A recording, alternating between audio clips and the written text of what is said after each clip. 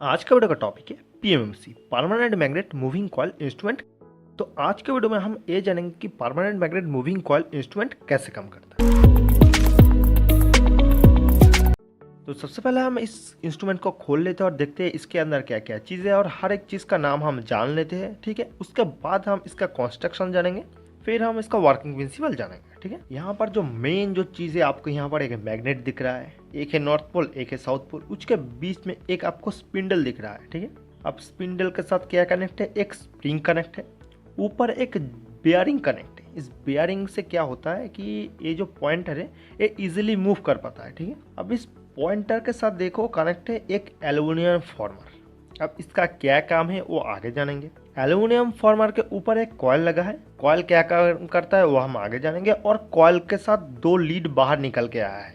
ठीक है, अब ये दो लीड के साथ हम इस इंस्ट्रूमेंट को कनेक्ट करते हैं। ठीक है, अब जानते हैं कि ये एक्चुअली काम कैसे करता है। बहुत ही सिंपल है, लेकिन काम कैसे करता है वो हम जान लेते हैं। पीएमएमसी इंस्ट्रूमेंट बहुत तरीके का हो सकता है, एमीटर हो सकता है, वोल्ट मीटर हो सकता है, ओम मीटर हो सकता है, लेकिन सबका जो वर्किंग प्रिंसिपल है वो लगभग सेम ही है। ठीक है, तो यहाँ पर देखो एक कॉइल है और हम सभी को पता है कि जैसे ही इस कंडक्टर से, मतलब इस कॉइल के अंदर से जैसे ही करंट फ्लो होगा, मतलब जैसे इस जो इंस्ट्रूमेंट है जैसे इसको मैं लोड के साथ लगाऊंगा तो क्या होगा, इस इंस्ट्रूमेंट के अंदर से एक करंट फ्लो होगा।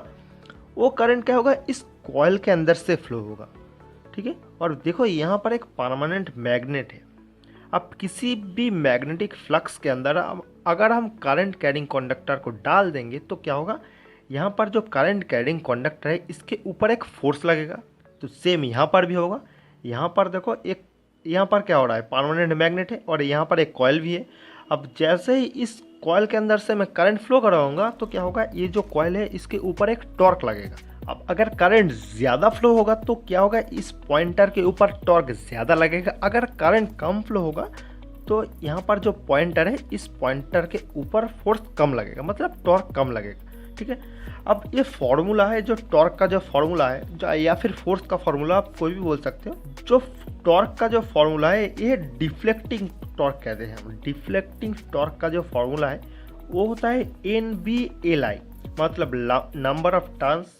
कॉइल का जो फ्लक्स डेंसिटी है वो कितना है, वर्टिकल लेंथ कॉइल का कितना है और करंट कितना फ्लो हो रहा है। तो इस फॉर्मूला की मदद से इसके ऊपर कितना टॉर्क लग रहा है वो आप इजीली निकल सकते हो। तो डिफ्लेक्टिंग टॉर्क जो है वो प्रोवाइड कौन करवाता है, यहाँ पर जो कॉइल है ये कॉइल डिफ्लेक्टिंग टॉर्क प्रोवाइड करवाता है। अब इस डिफ्लेक्टिंग टॉर्क तभी प्रोड्यूस होगा जब हम इस कॉइल में जब हम सप्लाई देंगे तभी ये डिफ्लेक्टिंग टॉर्क प्रोड्यूस होगा। ठीक है, अब ये जो स्प्रिंग है ये स्प्रिंग भी एक टॉर्क प्रोवाइड करवाता है, वो होता है कंट्रोलिंग टॉर्क। अब कंट्रोलिंग टॉर्क क्या करता है, ये जो डिफ्लेक्टिंग टॉर्क है इसे ऑपोज कर देता है। ऑपोज करके जब करंट फ्लो नहीं होता है, ध्यान से समझना, जब कॉइल में से करंट फ्लो नहीं होता है तो कंट्रोलिंग टॉर्क क्या करता है, ये जो पॉइंटर है उसे रेस्ट पोजीशन में या फिर जीरो पोजीशन में रखने में हेल्प करता है। ठीक है, अब जैसे ही हम इस कॉइल में सप्लाई देंगे तो क्या होगा, इस कॉइल के अंदर से एक करंट फ्लो होगा। डिफ्लेक्टिंग टॉर्क कंट्रोलिंग टॉर्क से ज़्यादा होगा। अब जैसे ही डिफ्लेक्टिंग टॉर्क कंट्रोलिंग टॉर्क से ज़्यादा होगा ये पॉइंटर मूव करना स्टार्ट कर देगा। लेकिन अगर ये एल्यूमिनियम का फॉर्मूला हम इसमें से हटा देंगे तो क्या होगा पता है, ये जो पॉइंटर है ये पॉइंटर एक्यूरेटली मूव नहीं करेगा। इसलिए इस एल्यूमिनियम फॉर्मर को यहाँ पर रखना बहुत ज़रूरी है। ये एल्यूमिनियम फॉर्मर जैसे ही मूव होता है ना तो क्या होता है, यहाँ पर जो मैग्नेटिक जो फ्लक्स होता है इस फ्लक्स को कट करता है। अब मैग्नेटिक फ्लक्स को जैसे ही कट करेगा इसके अंदर एक इंड्यूस EMF जनरेट होगा।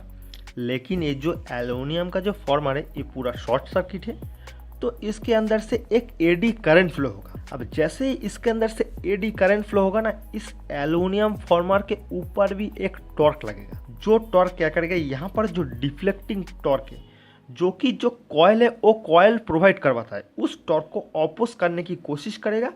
एंड जो वैल्यू वो वैल्यू बिल्कुल एक्यूरेट आएगा, मतलब कांटा इधर उधर हिलेगा नहीं, बिल्कुल सीधा बराबर एक्यूरेटली वैल्यू निकल के आएगा। तो इसीलिए यहाँ पर इस एल्यूमिनियम फॉर्मर का यूज किया जाता है। इसे कहते हैं डैम्पिंग टॉर्क, जो एडी करंट प्रोवाइड करवाता है। यहाँ पर इस पॉइंटर के साथ एक बैलेंसिंग वेट का यूज किया जाता है, नाम से ही पता चल रहा है कि बैलेंसिंग यूनिट, मतलब इस पॉइंटर को बैलेंस करने का हेल्प करता है। तो बस छोटा सा ही वर्किंग प्रिंसिपल है, स्प्रिंग कंट्रोलिंग टॉर्क प्रोवाइड करवाता है, ठीक है, और जो डैम्पिंग टॉर्क है वो एडी करंट प्रोवाइड करवाता है, ठीक है। जैसे ही हम डिफ्लेक्टिंग टॉर्क देंगे, मतलब जैसे ही कॉयल में से करंट फ्लो होगा तो क्या होगा, कॉयल के अंदर एक टॉर्क प्रोवाइड होगा जिसका नाम है डिफ्लेक्टिंग टॉर्क। अब उस डिफ्लेक्टिंग टॉर्क को कौन अपोज करेगा, कंट्रोलिंग टॉर्क भी अपोज करने की कोशिश करेगा, एंड जो डैम्पिंग टॉर्क जो एडी करंट है वो भी अपोज करने की कोशिश करेंगे। दोनों को अपोज करने के बाद जो एक्यूरेट वैल्यू आएगा वही हमको मिलेगा, एंड वही एक्यूरेट वैल्यू को देखने के लिए यहाँ पर मिरर का यूज किया जाता है। मिरर का रिफ्लेक्शन देखकर आप एक्यूरेट वैल्यू इजीली आप निकाल सकते हो। तो यही है पीएमएमसी का वर्किंग प्रिंसिपल, ऐसे ही काम करता है। अगर आपको लगता है कि ये चैनल आपके लिए सही है तो नीचे वाला जो सब्सक्राइब बटन है उसे आप दबा सकते हो, क्योंकि मैं आगे भी ऐसी वीडियो बनाऊंगा और नोटिफिकेशन सबसे पहले आपके पास पहुंच जाएगा।